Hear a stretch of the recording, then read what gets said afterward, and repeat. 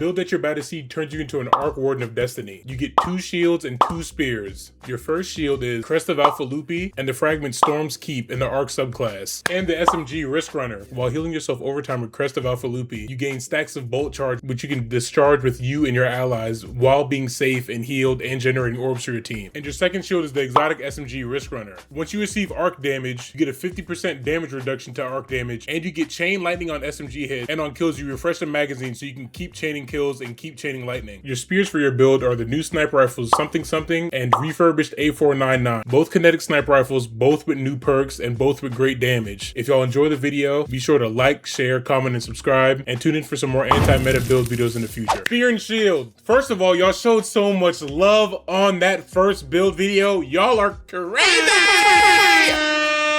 Y'all are crazy. We got like 130 subs from one vid. Yeah, I was fighting to get to 700 all year last year. Y'all are crazy. I love y'all. Every single one of y'all. We're gonna keep running it up. I appreciate y'all the most. We're going for anti-meta. This is anti-meta.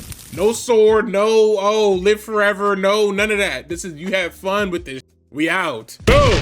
Spear and shield, Arc Warden build. Boom. I made that in Blender. Y'all see the thumbnail? I learned it. Arc Warden build. A Warden is usually a soldier of some sort with a spear and a shield. You can't have a spear in this game unless you're a hunter. So the spears are the sniper rifles. Listen to me and walk with me. The spears are the sniper rifle. Lots of damage. You can go kinetic for kinetic. You already know what we're going with now with our armor piece. And then the shields is Risk Runner and Storm's Keep. Spears. There's a new sniper rifle called something something that you can get in Fire Team Ops, I believe. It's kinetic and it rolls with new perks. One of my favorite perks this season is Adhesive Ordnance. You pick up ammo and loads an explosive round that adheres to surfaces, and then it has a detonation soon after impact. And on top of that, it applies exhaust.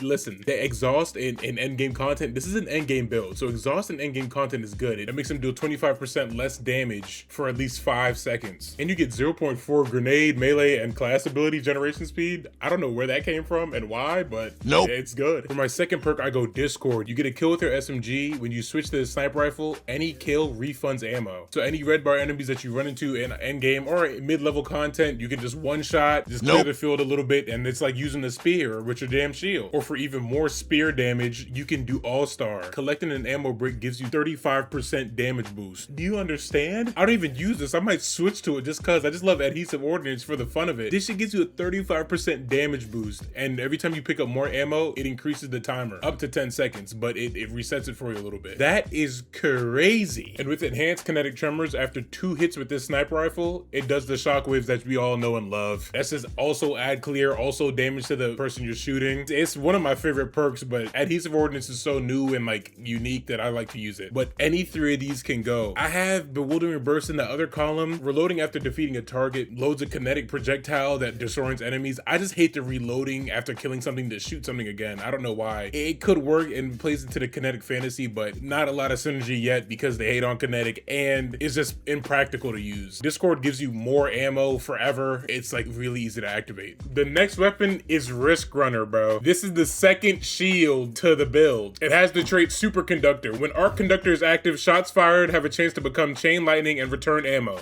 That happens consistently. Constantly look at the background gameplay. I'm shooting one thing, it's leeching. It leeches.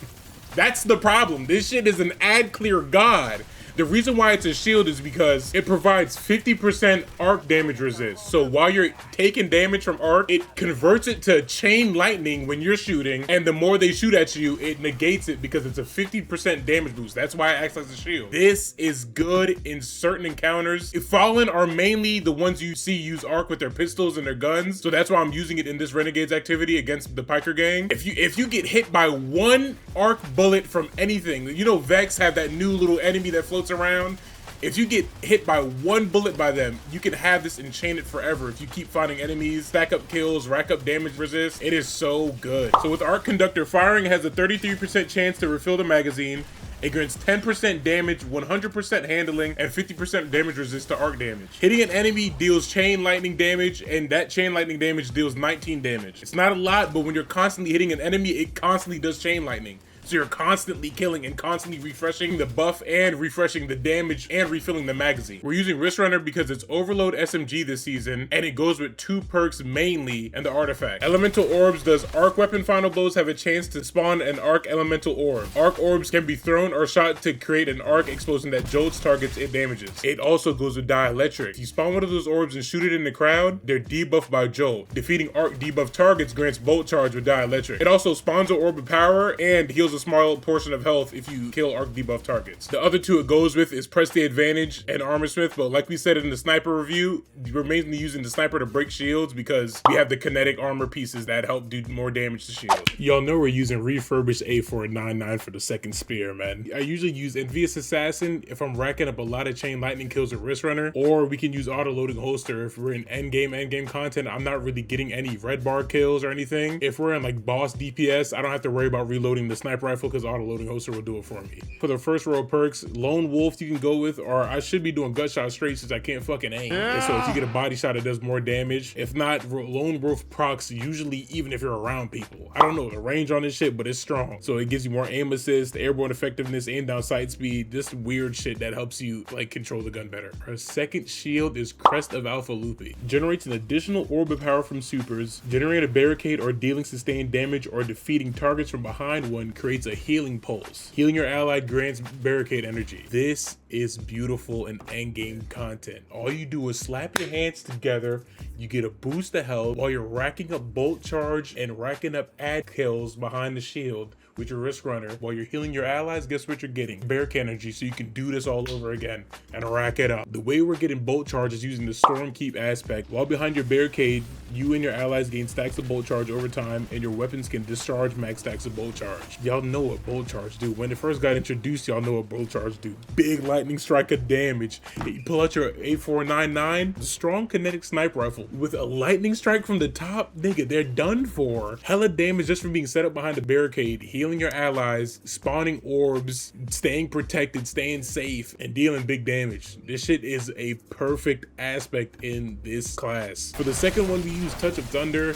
I use it with pulse grenades, so that way they do more damage over time and they constantly spawn ionic traces. My gameplay loop is usually throw a grenade, set up the barricade, wait behind it while getting shot with arc damage. You can lay into your SMG, never reload. You really don't even need the ionic traces because all we need it for is the barricade, but you get a lot of ability energy from ionic traces while you're behind a safe barricade, dealing more damage, jolting targets from your grenade, because what we're running in the fragments are Spark of Shock, your arc grenades jolt targets, it brings down your grenade energy, but that's coming back from the ionic traces that you spawned from the grenade, and that also ties into the artifact like we saw before with dielectric and elemental orbs. Spark of Ions, where defeating a jolted target or defeating a target with bolt charge grants an ionic trace. Might switch this. We're getting ionic traces a lot from the grenade, so let's do a live switch. Every build video we're gonna do a live switch. For endgame, we can run Spark of Resistance. While surrounded, you're more resistant to incoming damage, so that stacks on to the shield. Put it on.